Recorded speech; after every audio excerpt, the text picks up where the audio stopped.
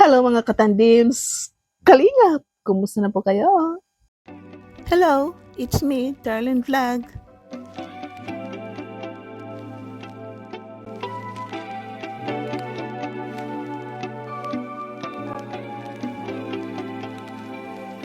So ito naman po si Tita Darlene Vlog, nagbabalik. Mag-reaction po tayo.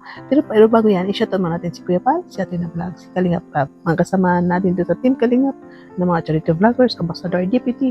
Kayo po na manonood, mga supporters, silent viewers, marathoners. Shoutout po sa inyo lahat, mga kasama ko na reactors, sa Karipa, Karaba, at ibang mga team ng reactor. Shoutout po. At siyempre, shoutout natin si Jomar at si Carla. So dito, reaction na natin ang pagpunta ng Team Kalingap sa Hong Kong. Ilang tulog na lang, pupunta na ang Team Kalingap sa Hong Kong. Pero sino ba ang kasama? Siyempre, ang Mikris, ang Rachel, at sabi nila, kasama daw si Edwin. Siyempre si Pao kasama, no? Yun daw, kasama daw si Edwin. Pero, comment nga kayo kung final pa na makakasama si Edwin. Ayan po.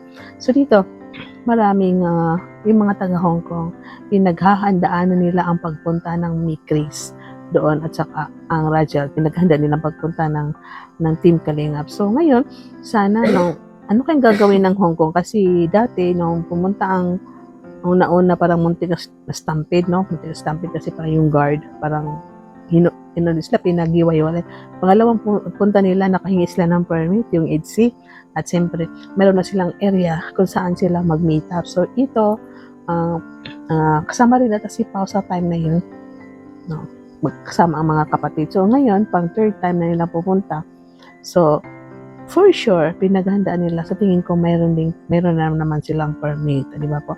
So, ito, reaction na din natin itong Krista, no? Doon sa vlog sa Kalingap Tahanan na sa tingin ko, sabi ko, prank. Pagsimula, sabi ko, prank to o hindi. Pero parang habang tumatagal, nagsasalita si Maria Ligaya. Sabi ko, parang totoo. Kasi bang, grabe yung acting po ni Maria Ligaya. Na umiyak siya, pati ang nanay ni Krista. Sabi ko, wala, hindi makakasama. Akala ko sure na. Kasi sabi daw na legal age. Sabi ko, bakit kaya si Viancy nakasama? Yun pala, pag 17 years old ka, pwede makasama kahit walang parents mo. No? Basta mayroong bumayag ang DSWD. Pero si Krista is mag-16 pa lang. So, kailangan niya talaga ng parents. So, guardian. So, dito, naprank si Krista rin kasi yun nga, parang hindi pa alam ng mama, na yun nga dumating si Krista, sinabi nila na hindi makakasama. Pero yun nga, makakasama kasi may nag-sponsor kay Krista na makakasama siya sa Hong Kong. At siyempre, matagalan may naka-sponsor, di ba? So, I mean, may nag-sponsor sa mama ni Krista na makakasama sa Hong Kong. Di ba po, napakaswerte ng mama rin ni Krista dahil makakasama rin siya sa Hong Kong. Hindi lang si Krista. At siyempre, ang mama ni Krista.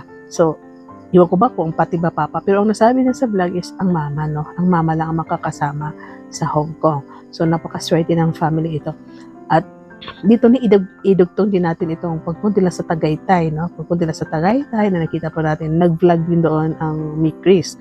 So itong pagpunta ni Kalingap sa Tagaytay, nag-meet sila ni Sombrano, pero parang hindi pa ata na-upload, no? Kasi inabangan ko, hindi ko pa sini-search si Sombrano, pero hinahantay ko na mag-share si Kalingap pag na-upload na ni itong pag-meet nila ni Sombrano sa Tagaytay. Sa tingin ko hindi pa po na-upload. No? Sa tingin ko, palagay ko pag na-upload to ni Sombrano, baka maraming mag-interview rin kay Kalingap Rab na katulad ni Tony Talks, ni Sarited K, or sino ba dyan ng mga taga-ABCBN, no? Taga-ABCBN or GME, or sino ng mga content creator, no, na nag-interview.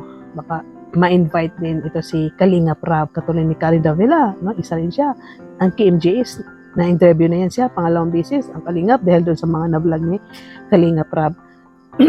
So, isa rin, no, na nakita natin na si Krista, no, nakausap, sabi nga niya, ang ganda mo, pwede ka maging artista. Pero nakita natin si Krista naka-pajama, naka-t-shirt, sabi nga niya kay Mikoy na grabe daw, hindi siya nagising kasi parang gabi na siya natulog. So, inumaga siya ng gising, hindi siya nakapag-biis. Kaya yung suot niya, nung dumating doon ng Sombrano, naka-t-shirt siya, naka-pajama. O, di ba po, mga ka-chumkar. So, nakakatuwa po dahil dito, ito si Mikris, hindi natin alam, no? Baka makita siya pag na-upload to ni ni Sobrano, itong ni shout out ni Bernadette Sobrano, ABS-CBN. Oh, shout out dyan, ABS-CBN. Kasi ito si Mikoy, kilala na ng Jimmy. Pero siyempre yung noon pa yon patay na si Kuya Germs. Pero yung bagong ng Jimmy, hindi natin alam, baka ito si Mikoy, makita muli at makabalik sa showbiz. Ito si Krista, pwedeng makita rin ng ABS-CBN, Jimmy, kung sino ba, kasi alam natin na ito si Krista, may talent, maganda rin, mahilig rin sumali sa mga fashion show, talagang maganda siya, may maganda rin ang katawan, talagang pwede rin siya mag-artista. So, hindi natin alam itong meet up ni Bernadette Sobrano at kay Kalinga Prap, maging blessings ito kay Mikoy or kay Krista, either sa kanila or both. So, ito si Kalinga Prap rin, kasi ito si Kalinga Prap, matagal na din yung pangarap na umakting, artista, pero hindi nangyari. Kaya modeling lang siya sa diet at nag-aral siya sa college. Yun, ngayon charity flower siya, pero more than actor siya kasi sikat siya, viral siya, ito sa Pinoy history, top 1 siya na pinakagwapo na vlogger, Isa sa top 1 na pinakagwapo na vlogger. Maraming gwapo sa Pilipinas, pero talaga nakatop si Kalinga Prab.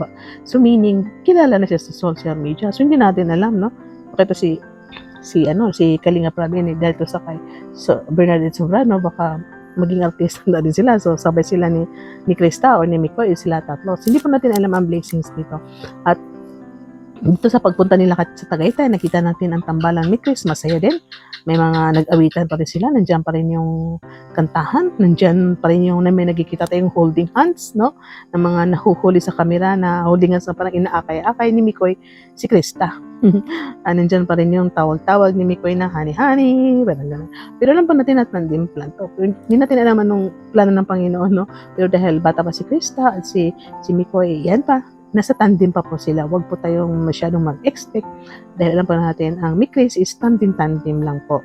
At yun, itong pagpunta nila sa Tagaytay is malaking blessings dito sa Mikris kasi hindi natin alam kung ano ba ang future ng Krista na makikita na siya sa TV, sa social media o dito sa channel ni Bernadette Sobrano at si Kalinga Prab. At itong pagpunta nila po sa Hong Kong, it's sana masaya din ang punta nila.